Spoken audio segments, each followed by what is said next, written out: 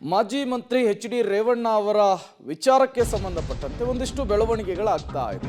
ರೇವಣ್ಣ ವಿರುದ್ಧ ಮಹಿಳೆಯ ಅಪಹರಣದ ಪ್ರಕರಣಕ್ಕೆ ಸಂಬಂಧಪಟ್ಟಂತೆ ಕಿಡ್ನಾಪ್ ಪ್ರಕರಣದ 4 ಬಂಧನಕ್ಕೆ ಈಗ ಟ್ವಿಸ್ಟ್ ಸಿಕ್ಕಿರುವಂಥದ್ದು.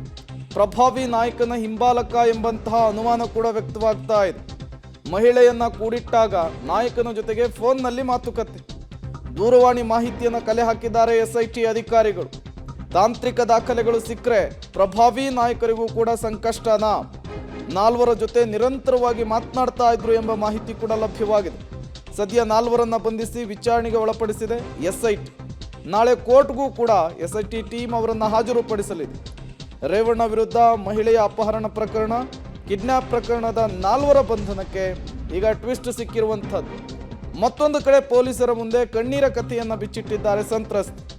ಪೊಲೀಸರು ನಿನ್ನನ್ನು ಬಂಧಿಸ್ತಾರೆ ಅಂತೇಳಿ ತೋಟದಲ್ಲಿಟ್ಟಿದ್ರು. ನಾನು ತೋಟದಲ್ಲಿಯೇ ಇದ್ದೆ, ಯಾರಿಗೂ ಕೂಡ ಗೊತ್ತಾಗದಂತಿದ್ದೆ. ಅವತ್ತು ಇದ್ದಕ್ಕಿದ್ದಂತೆ ಪೊಲೀಸರ ವೆಹಿಕಲ್ ಬರುತ್ತೆ, ನನ್ನನ್ನೇ ಅರೆಸ್ಟ್ ಮಾಡೋದಕ್ಕೆ ಬಂದಿದ್ದಾರೆ ಅಂತೇಳಿ ನಾನು ಓಡೋಡಿ ಹೋದೆ. ತೋಟದ ಬೇಲಿಯನ್ನು ಹಾರಿ ಎಸ್ಕೇಪ್ ಆಗಿದ್ದೆ.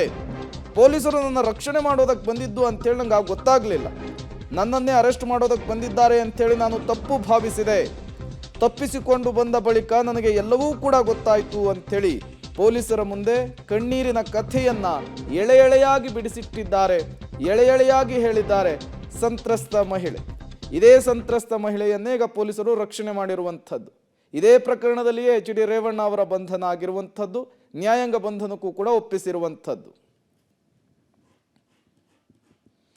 ಪೊಲೀಸರ ಮುಂದೆ ಸಂತ್ರಸ್ತ ಮಹಿಳೆ ಕಣ್ಣೀರಿನ ಕಥೆಯನ್ನ ಈಗ ಬಿಡಿಸಿಟ್ಟಿರುವಂತಹದ್ದು, ತೆರೆದಿಟ್ಟಿರುವಂತಹದ್ದು.